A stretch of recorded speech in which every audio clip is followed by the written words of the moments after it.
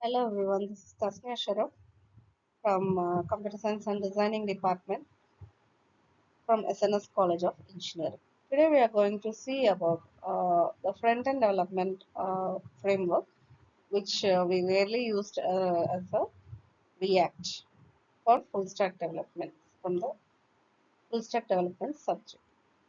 So first let's see the introduction about the React. Actually, it is a JavaScript library for building user interface, and it is used to build a single page application. Allows us to create a reusable UI component. We can reuse the same component in different templates, and it's sometimes referred as front-end JavaScript framework, which is created by the Facebook, and it is a tool for building the UI component. So the current version of React.js is V18 and there is now it is updated version. So it was first used in 2011 for Facebook newsfeed feature. Then Facebook software engineer Jordan Walker created this React. So creating React app includes build tools such as Webpack, Babel, ESLint. So actually it creates a virtual DOM in memory. Instead of manipulating the browser's DOM directly, React creates a virtual DOM in memory where it does all the necessary manipulating before making the changes in the browser DOM. React points out what changes have been made and changes only what needs to be changed. Actually, React CDN method is this one. Document type, which is this is a package. It's a cross origin of different packaging on React DOM. And the next it is divided into something we call it as a hello function, hello world function, and we create it as a React DOM render. We are calling that function from the package and get the element ID with my script. Now my front end will be the hello world. So the first is two CDN link which we seen before. Will make us to write React code in our JavaScript, and third Babel allows us to write JSX syntax and ESX in old browser. So ESX, which is stands for ECMA script 6. ECMA created the standardized JavaScript, and ESX is the sixth version of the ECMA script. It was published in 2015 and it's also known as ECMA script 2015. React uses ESX and you should familiar with some of the new features like classes, arrow function, variables. But that is variables we consider it as a late constant or variable where array methods like dot map of function, destructing modules, ternary operator, spread operator.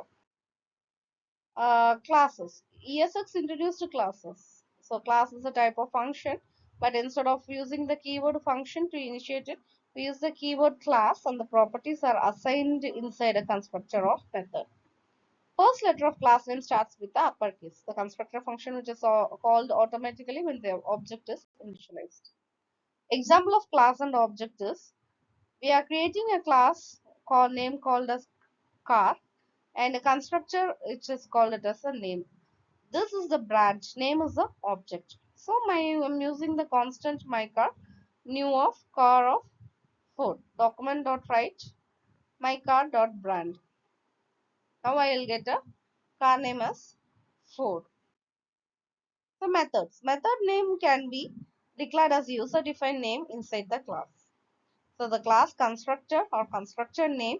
This is the brand and present and it will return I have this brand and my this brand will be my Ford. So this is the object variable I'm just representing.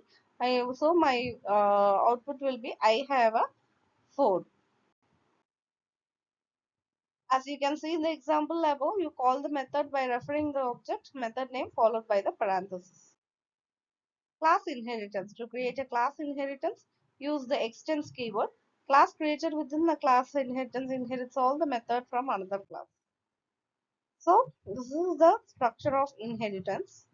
So here we are calling the class with using the constructor name and we are inheriting the class from here. Which using a extend keyword, we are using a car this class, we are calling this, and we are creating a class called as model.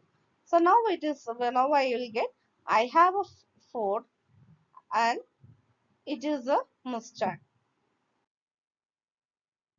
I'll get like this. So the super of method refers to the parent class. By calling super method, constructor method, we call the parents constructor method and get access to the parents property and methods.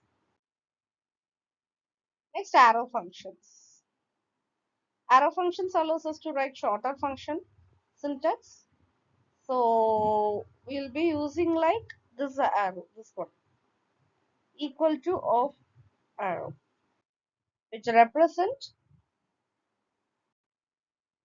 one if the function has only one statement. There we'll use this arrow.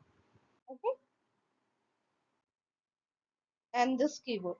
In regular function, this keyword represented the object that called the function, which could be the window, the document, a button, or whatever. With the arrow functions, this keyword always represents the object that defined the arrow function. So that's it about the function. In the next video, we'll see the rest of the components. Thank you.